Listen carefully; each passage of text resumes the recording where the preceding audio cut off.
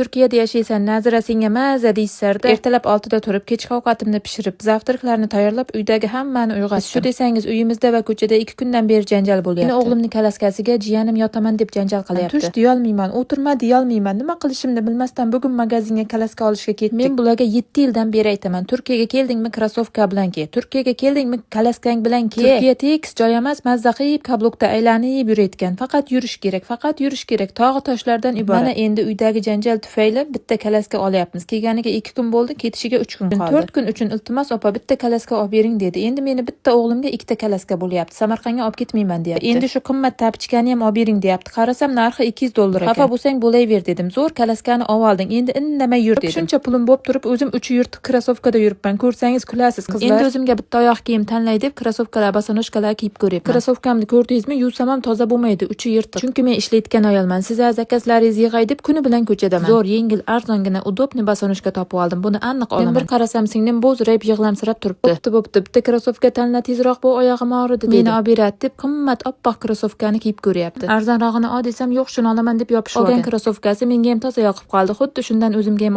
oldim. 2.39 oldik. Shuncha yo'ldan keldik. Ovqat yeb ketmaymizmi? Yuring opa, ovqat yeymiz deb restoranga olib keldi. O'zi to'lasa kerakda deb indamay kelaverdim. Qayda, buni ham menga to'latdi. O'g'lim ham ovqat yegizmadi. Qochib ketayvera, yo'qolib qolmasin deb ko'zim unda bo'ldi. Ovqatimni ham yurgan yo'limda yedim. Bir tarafdan singlimning o'g'li ham baqirib yotibdi. Kola ichaman, Fanta ichaman, Pepsi ichaman, uyga ketaman. Oyoqlarim uzilib tushkiday bo'ldi. Yaxshi ham Omegani ichib kelgan ekanman. Agar uni ham ichmasaydim, allaqachon hushimdan ketib qolgan bo'lardim. Gullarni rosa yaxshi ko'raman qizlar. Uyimga shunaqa tabiiy va sun'iy gullardan oldim. Xudoga shukr, endi uyimizga ketamiz desak, marojna bering, simichka olib bering, boshlandi. Yomg'ir yog'ib yotibdi, kech bo'lyapti. Singlimning o'g'li katta suvga olib boring deydi. Nima u desam, dengizga deydi. Onasi bilan o'zini katta suvga jo'natib yubordim. Men esa uyga kirib olgan narsalarimni tomosha qilmasam bo'lmaydi deb o'tirib oldim. Bir xil krossovka oldik, rosa chiroyli ekan. Uyim gulga to'lib ketdi. Nimani qayerga qo'yishni bilmayman. Bo'pti, bo'lmasam ular dengizdan kelgancha issiq sho'rva qilib qo'yishim kerak. Olgan narsalarimdan qaysi biri sizga yoqdi? Kommentariyaga yozib qoldiring. Dugonajon, Turkiyaga keyin sizni ham aylantiraman.